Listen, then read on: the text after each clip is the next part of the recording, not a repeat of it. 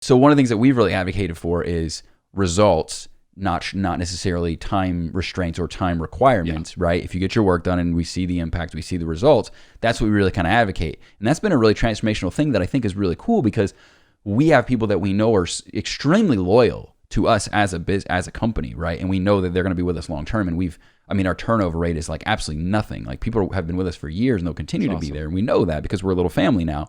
But I know one of the biggest things in relation to what they've experienced previously is that they can feel like they control their time. They can control when they work, how they work, so on and so forth. They're not feeling like they're being like micromanaged all the time. Yeah. And we can tell that that really resonates with them. So to your point about not being Google, we have a team of 8. We're not a big team.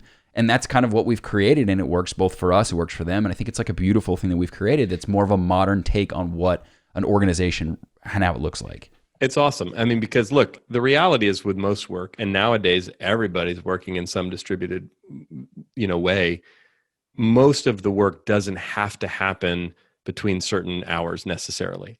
Right. I mean, like you and I have this interview scheduled, so we have to do it at this time, right? But so again, if you can empower your team based on the role that they have and the work that they do and works for their life. I mean, look, right now, a lot of these big companies I'm working with too, even if they didn't have much of a work from home culture, everyone's working from home. People have kids at home doing school online in some cases or whatever.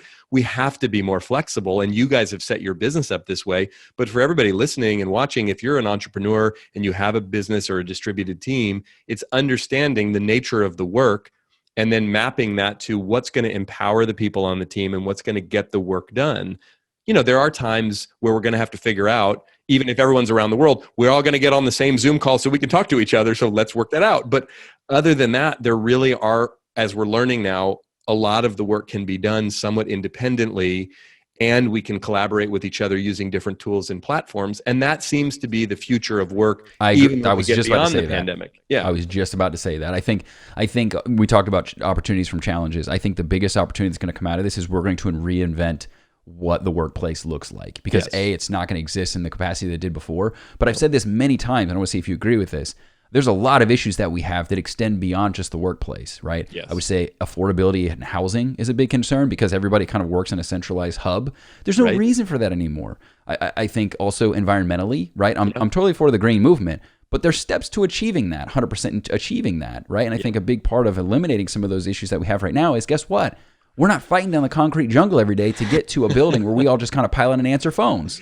Because I can answer my phone at home and not get in the car altogether. Like, I love not having traffic. That's amazing. Yes. So there's issues that we can solve beyond just the workplace that I think there's a huge opportunity, in addition to the flexibility of not wasting an hour and a half, 2 hours of your day fighting through traffic, which is going to raise your cortisol and stress levels, which means you're not going to be present in your family life, which means now you're gaining back 2 hours of your day to spend with things that are more important, whether it's in your work or with your kids or what have you. So there's just huge opportunities that we have.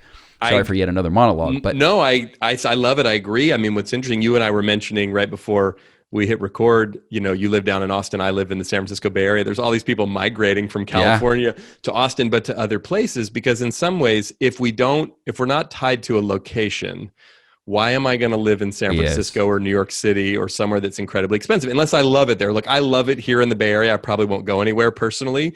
We love it. We've set up our life here, but it is incredibly expensive.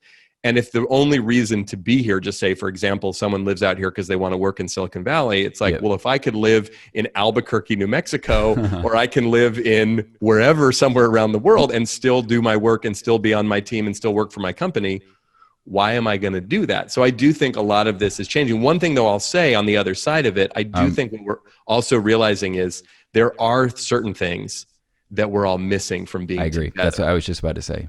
So we have to figure out, how do we do all this to make it work, and then figure out whether it's once a year or we have a retreat or something. But I'm personally I'm not just saying that selfishly, because part of what I do for a living is speak to groups of people when they gather in person, but there is still value in us all getting together for that conference, for that offsite, for that meeting where we can hug each other and slap high fives and be in the same room. But again, we're going to have to figure out how to do that creatively and safely. And then ultimately, how does it benefit the business? All right. Did you like that clip? Remember, that's not the full interview. And you can watch the rest of that discussion right above my head. You can click right on the screen. Go ahead and start that now. But before you go, don't forget to subscribe to the channel for more videos just like this. See you inside.